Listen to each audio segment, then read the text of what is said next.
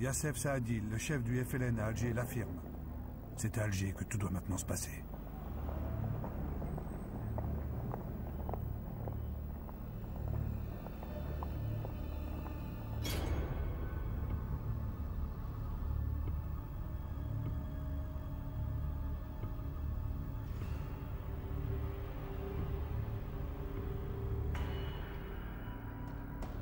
Face au premier mort du terrorisme, Robert Lacoste prend une décision radicale. Il fait appel à l'armée pour maintenir l'ordre et investit le général Massu des pouvoirs de police. Lui aussi a combattu en Indochine. C'est un ancien des forces françaises libres, fait compagnon de la libération par le général de Gaulle.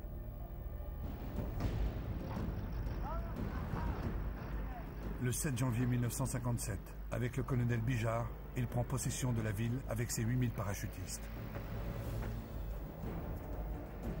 Immédiatement après, en guise de réponse, 3 explosions ravagent des cafés fréquentés par de jeunes Français. Ce sont 3 femmes qui ont déposé les bombes. Il y a 4 morts et une 60aine de blessés.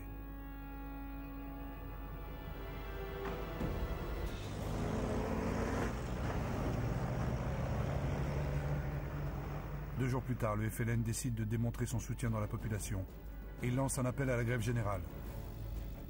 L'appel est entendu. Alger ressemble à une ville morte.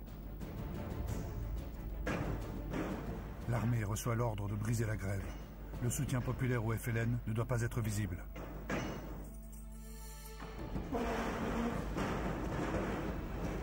En quelques heures, Massu redevient le maître de la ville. Les parachutistes sont partout. Ils quadrillent la ville, fichent, contrôlent, fouillent, avec une attention particulière pour les femmes. Ils savent que le FLN les utilise pour poser des bombes.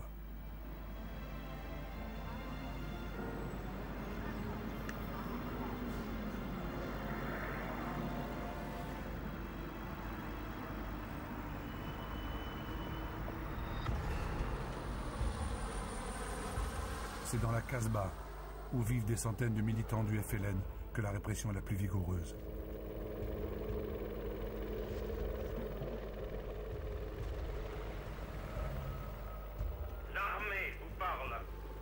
Vous savez que des éléments extrémistes tentent de semer l'agitation dans votre ville.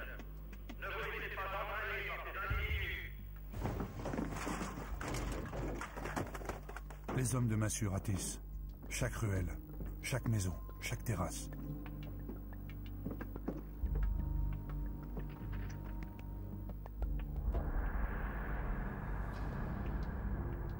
À défaut d'être coupable, tout le monde est suspect.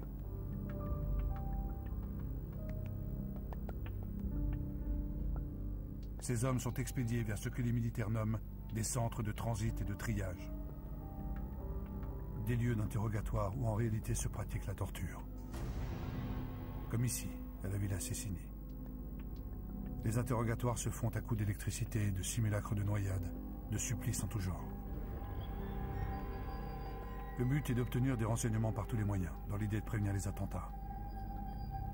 Il y en a eu plus d'une centaine pour le seul mois de janvier. Passé cet escalier, les opérateurs ont cessé de filmer. Mais l'absence d'images, de traces, ne doit pas signifier l'amnésie. La torture est une réalité de la bataille d'Alger, et l'une de ses armes les plus sinistres.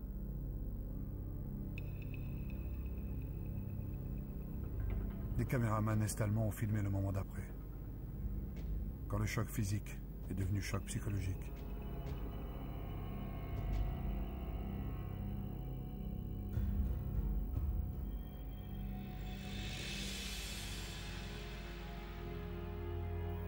L'usage de la torture et des exécutions sommaires provoque un profond malaise dans l'armée.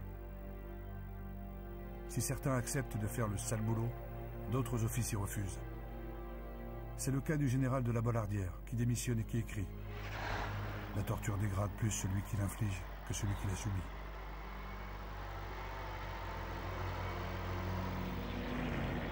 La torture, elle se généralise à tout le territoire. À Constantine, le ministre Lacoste installe un nouveau préfet sur lequel il peut compter. Maurice Papon. L'ancien résistant décore l'ancien fonctionnaire de Vichy.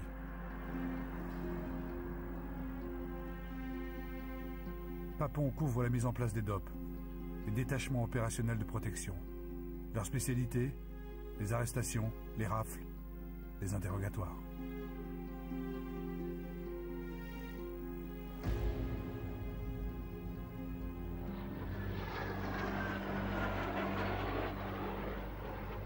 Et à Paris, le général Massu et ses paras peuvent défiler triomphalement sur les Champs-Élysées. Leurs méthodes sont couvertes par l'autorité politique.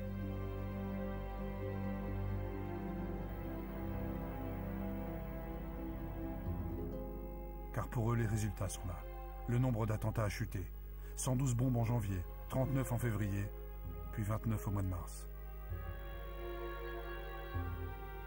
À Alger, malgré la violence des derniers attentats, comme celui qui ravage le casino de la Corniche et qui fait 9 morts, les arrestations s'enchaînent. Tant chez les poseurs de bombes que parmi les chefs du FLN, qui tombent les uns après les autres.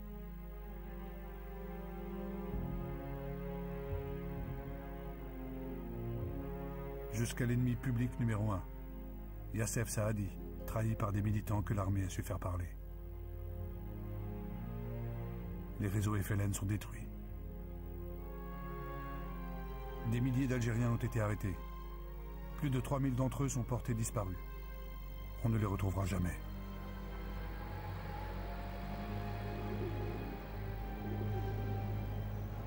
La bataille d'Alger est terminée. Mais cette victoire s'est faite au prix d'une grave crise morale. Alors que la question de la torture divise la France, les Français d'Algérie, eux, retrouvent une vie normale.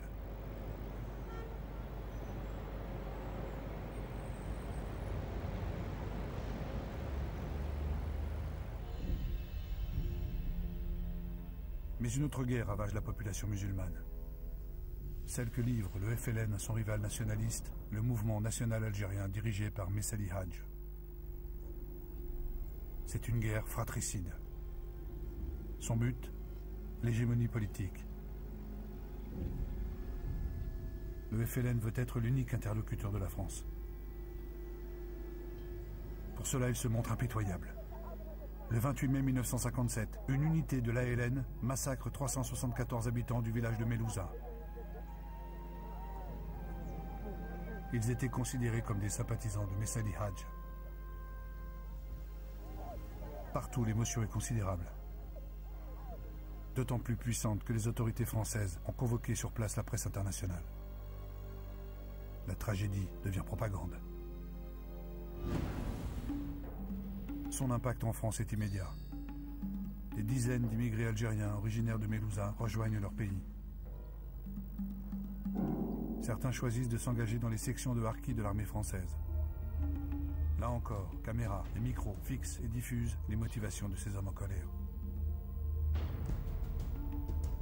La propagande. Le FLN l'utilise aussi de son côté. Il a un besoin vital de reconstituer son armée. Depuis la fermeture des frontières, ces hommes se sont repliés au Maroc et en Tunisie. Cette armée des frontières est parfaitement organisée. Les hommes y reçoivent une solde, du matériel et des armes venant d'Égypte et du RSS. Ils y reçoivent aussi une formation politique solide et un entraînement militaire complet.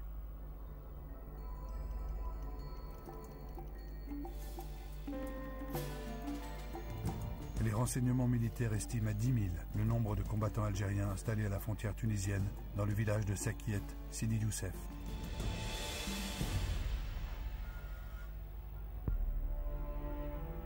Ils y vivent, avec leurs familles, mêlés à la population tunisienne et à des réfugiés abrités par une mission de la Croix-Rouge.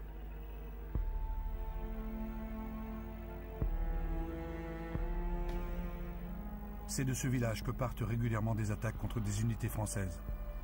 Le 11 janvier 1958, une embuscade de l'ALN a tué 14 soldats.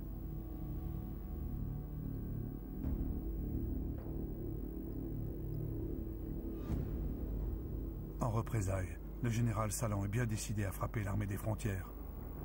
Robert Lacoste l'autorise à exercer ce que les militaires appellent un droit de poursuite.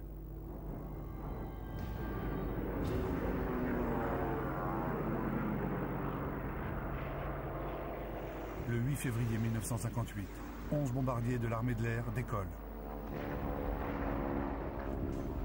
Des dizaines de kilos de bombes sont lâchés sur le village, l'école, la mission de la Croix-Rouge.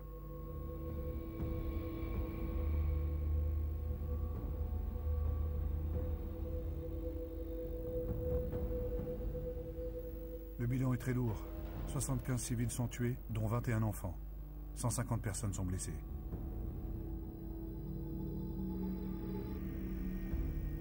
La Tunisie porte plainte contre la France et fait projeter ces images à l'ONU. Toute la communauté internationale condamne. C'est un véritable désastre pour l'image de la France, qui ne peut plus justifier une opération de maintien de l'ordre.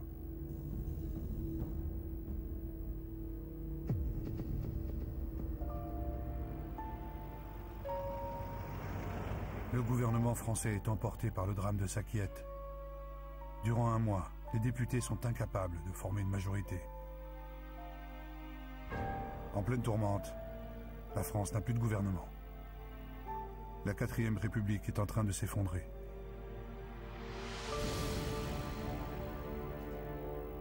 Un homme observe tout cela depuis sa retraite de colomber les 2 églises. Charles de Gaulle.